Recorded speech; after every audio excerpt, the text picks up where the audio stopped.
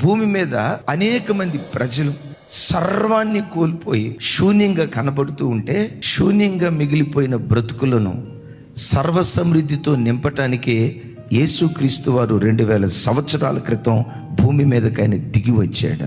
యేసుక్రీస్తు ఎందుకు ఈ లోకానికి వచ్చారంటే, ఒక జీరోను హీరోగా మార్చటానికి యేసుక్రీస్తు వారు అభిషేకించి ఈ లోకానికి పంపబడ్డాడు. గడిచిన దినాల్లో నీ జీవితంలో జరిగిన కొన్ని పరిస్థితులు తలచుతూ జీవితంలో ఇంకేమీ మిగలలేదయ్యా, శూన్యమైపోయింది, అంతా వెలితైపోయింది.